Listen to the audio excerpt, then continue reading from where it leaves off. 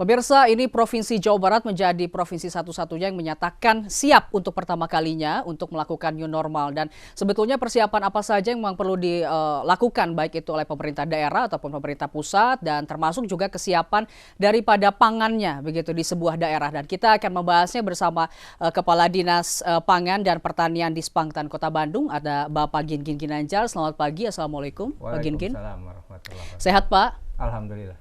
Alhamdulillah ya. Harus sehat. Pak Gingin, kalau kita bicara soal kesiapan Kota Bandung, begitu ya. Jawa Barat ini menjadi satu-satunya provinsi untuk pertama kalinya menyatakan bahwa siap begitu ya untuk melakukan new normal. Artinya berarti banyak persiapan yang memang harus dilakukan gitu oleh pemerintah daerah, termasuk juga Kota Bandung. Kalau kita lihat merujuk lagi begitu ya, artinya kita bisa bilang 90% begitu ya pangan di Kota Bandung nyatanya dari luar begitu. Betul. Selama 6 bulan ini, apakah ada hambatan gitu?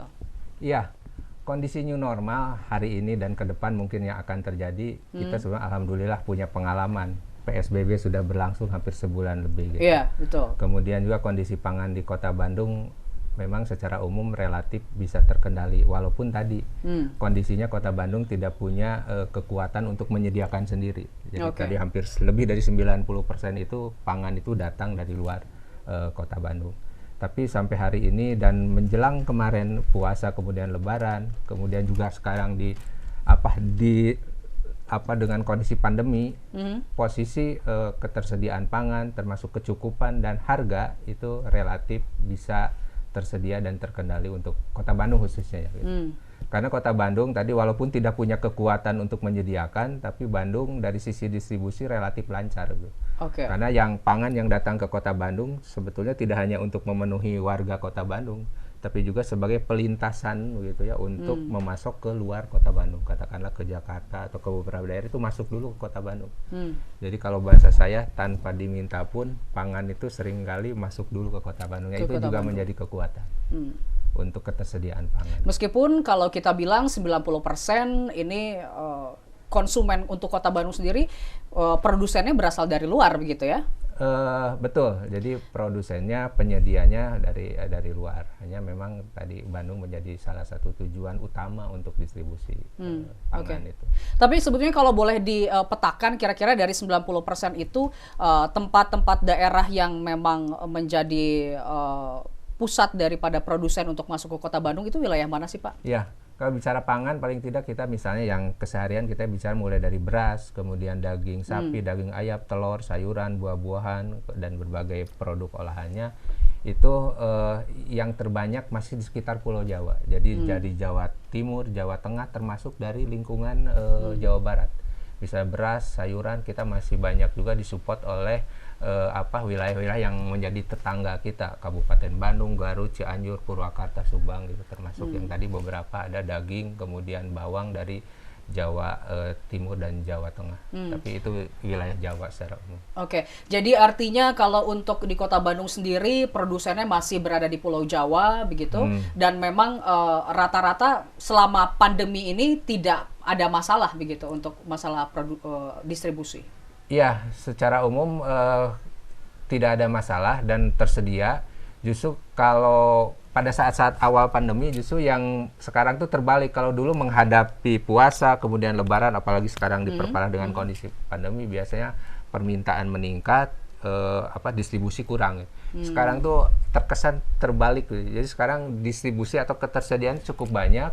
Justru beberapa waktu yang lalu kekurangan pembeli konsumen karena mungkin tadi ada dibatasinya untuk kita berinteraksi, kemudian juga mungkin beberapa juga pendapatan masyarakat sekarang agak berkurang.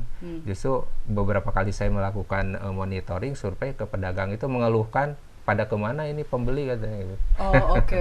Jadi kalau dari ketersediaan insya Allah dan sampai hari ini pun tidak terjadi gejolak atau kekurangan yang signifikan yang mempengaruhi terhadap siklus pangan. Di awal-awal kan kita ada istilah panic buyer begitu ya. Jadi banyak sekali masyarakat yang berbondong-bondong untuk menyetok bahan makanan dan kalau dilihat sampai bulan Juni ini seperti apa? Apa masih seperti itu? Nah, itu pun juga khusus di Kota Bandung alhamdulillah tidak terjadi kepanikan untuk masyarakat berbondong-bondong membeli secara di luar kewajarannya. Karena tadi kita juga selalu menghimbau dan menyampaikan bahwa ketersediaannya cukup aman dan tidak perlu harus ya. Dan relatif tidak terjadi, walaupun untuk beberapa produk pada saat awal seperti misalnya gula putih pada saat awal terjadi, tapi itu tidak mempengaruhi terhadap ketersediaan secara umum. Jadi masih relatif terkendali untuk Kota Bandung. Untuk Kota Bandung berarti cukup terkendali begitu cukup ya? Cukup terkendali dan tidak terjadi kepanikan termasuk kerentanan atau kelangkaan terhadap barang pangan khususnya di Kota Bandung. Oke. Nah, memang sempat beberapa bulan yang lalu memang kalau untuk membeli gula pasir, kemudian minyak, sempat ada batas maksimal gitu. Kalau untuk saat ini masih diberlakukan hal itu? Untuk saat ini pembelian normal, jadi tergantung kebutuhan.